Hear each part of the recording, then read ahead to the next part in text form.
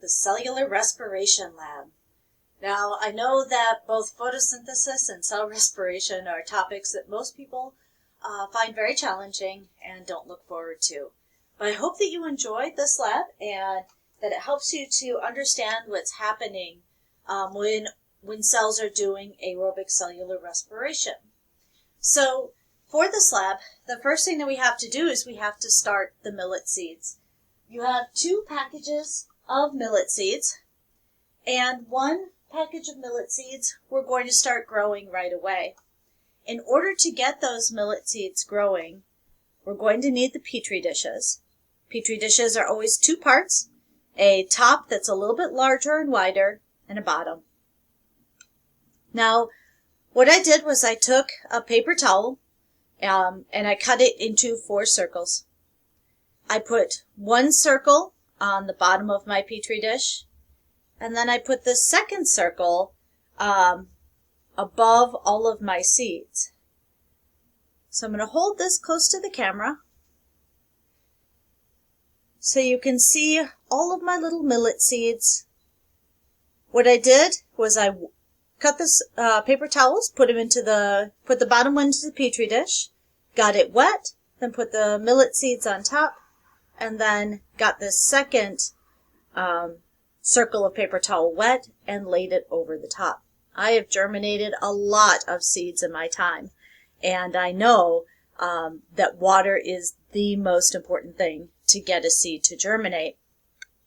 So I wanted to make sure that I kept these seeds nice and wet. It took about 3 days for my seeds to germinate to the point that you see them now. And the way how we know that these have germinated is they're going to put out little roots. So what we are looking at here, all of the kind of furry stuff, these are those first true roots. A seed is a baby dormant plant waiting to grow again. When it gets the right temperature and the right amount of water, it will send out that little root. The purpose of a root is to bring water into the developing seed. This tells us how important water is to our plant. Water is way more important to our plant than just about anything else. If it has water, our plant can do the light reactions, making ATP and NADPH energy. Our plant can also then, with the ATP and NADPH energy, do the dark reactions. This is why plants get to be called autotrophs. They make the glucose in the dark reactions, or Calvin cycle. That glucose is then going to be used in aerobic cellular respiration. So just after germination, our seeds can only do aerobic cellular respiration. They're going to break that glucose and turn it into ATP energy. Now, I know in the directions it asks for you to use a pipette to get the paper towel wet. What I have found is that this little sprayer worked really nice to get a uniform dampness on the paper towel. And then to check, when I checked it every day, I would give it a light spray just to make sure that those seeds stayed wet. Another trick that you can do when your seeds are in the Petri dish covered like this, when you're checking on them, is just lift the lid and spray the water onto the lid and then replace it. You don't actually have to keep the paper towel damp.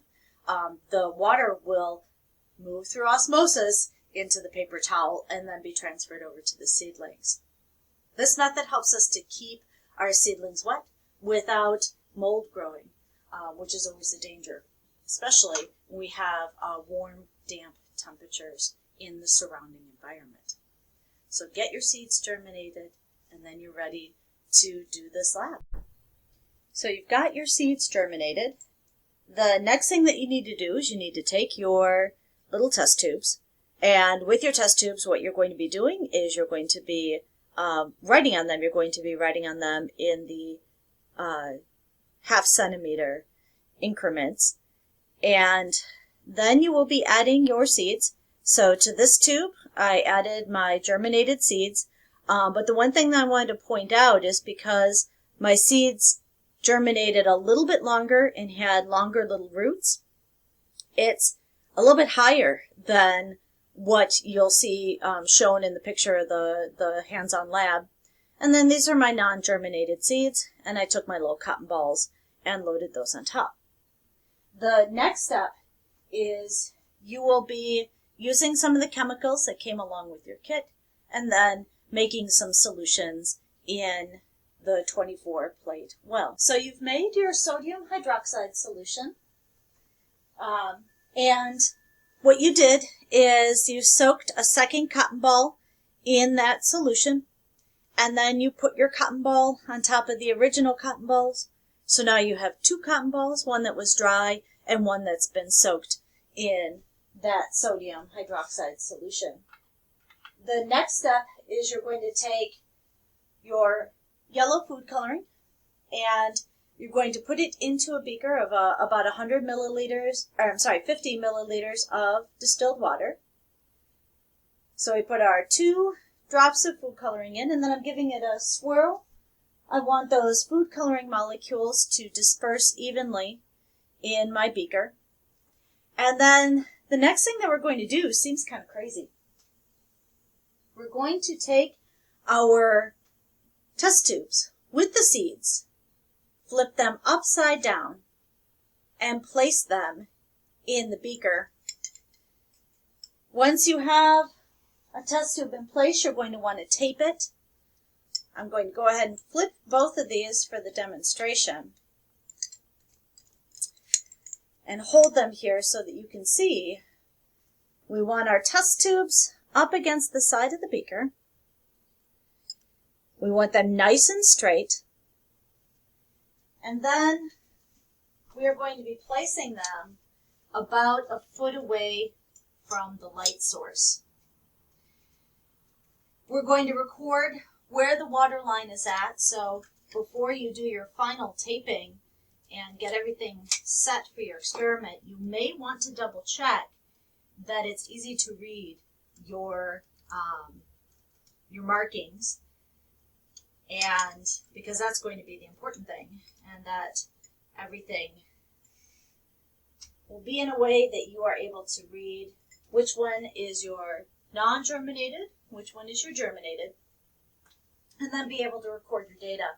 You'll be recording your data every 10 minutes for about 2 hours. So this is one of those experiments where once you have it set up, you just need to check in on it on a fairly regular basis.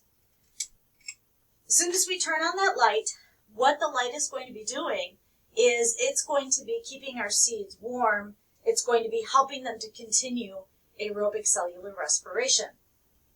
So I'm going to turn off the light just so that you can see the notes I've written up on the board. I wanted to do just a quick review of aerobic cellular respiration.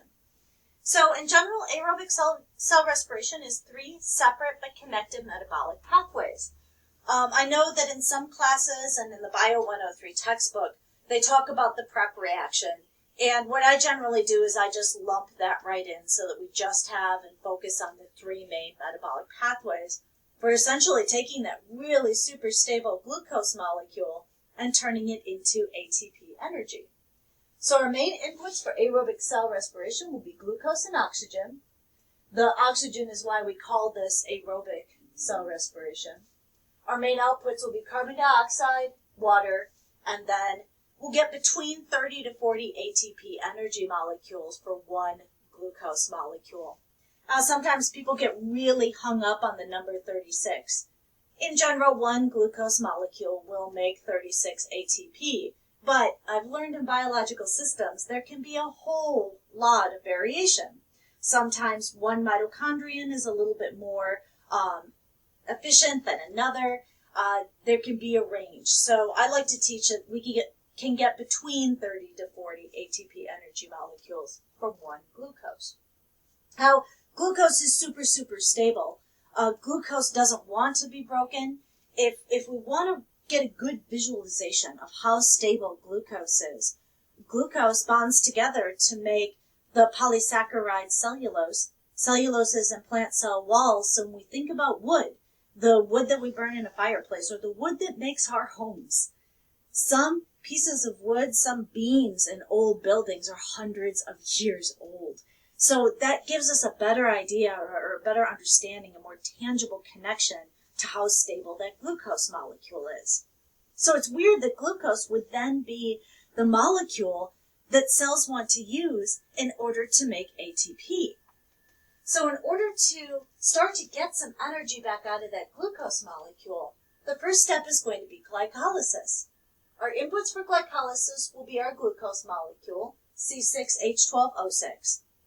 But in order to break that glucose molecule, in order to start removing hydrogen, removing electrons, in order to get that energy back out, we need 2 ATP energy molecules to break the glucose.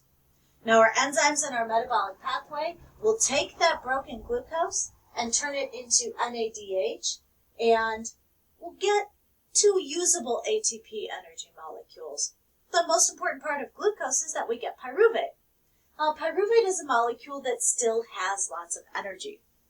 Our pyruvate can be used in the mitochondrial organelle. It goes into the matrix and will go into our citric acid cycle. Some people know it as the Krebs cycle. Our enzymes will grab that pyruvate, and with the pyruvate, they will make NADH and FADH and FADH2 energy. They'll also make some ATP. But the whole point of the citric acid cycle, the whole point of that metabolic pathway, is to make NAD and FAD energy. In the process of making the NADH and FADH2 energy, we will make some carbon dioxide. That carbon dioxide gas is then released. The final part and the most important part of aerobic cellular respiration will be the electron transport chain. The electron transport chain is a bunch of proteins embedded in the cristae, that inner membrane of the mitochondrial organelle. They're going to break off the hydrogen from NADH, break off the hydrogen from FADH2. The broken NAD and FAD energy molecules will release electrons. Those electrons will wiggle through the proteins of the electron transport chain and eventually be used to make most of the ATP energy. Loose electrons bouncing around inside of our mitochondrial organelle is super dangerous. And so we need the oxygen to catch those loose electrons. When oxygen catches those loose electrons, it's going to make water. Now, water can go through osmosis to leave our mitochondrion and potentially even leave our cell. So we've got a lot going on here with aerobic cellular respiration. We've got 3 separate metabolic pathways, very specific sequences of enzymes, taking inputs or reactants and turning them into outputs or products. The main output or product we're looking for is that ATP energy. Now, the ATP energy can be used in the cell when motor proteins are walking around carrying organelles, or pump proteins are pushing things out and pulling things into our cell, and all of the other processes inside of our cell that needs ATP energy. Now, it does feel kind of weird because our book, the Bio 103 textbook, and so frequently people focus on aerobic cellular respiration as if it's something that only animals will do. But plants do aerobic cellular respiration. That's why I think our millet are so amazing, because they're autotrophs. They do photosynthesis to make the glucose, and then they can do aerobic cellular respiration to break that glucose and make ATP energy. Now, our seeds are not doing photosynthesis yet. We don't have any green, we don't have any chloroplast organelles. So they're using the stored sugars, the sugars that the parent gave them before they went dormant. They're using all that glucose to do aerobic cellular respiration, to grow enough and make the chloroplast organelles so that they can start photosynthesizing. So in a few more days, if I were to ignore them, they would start putting up the first structures that can do photosynthesis. But for us today, we're just going to get them to the point of showing us whether or not they're doing aerobic cellular respiration.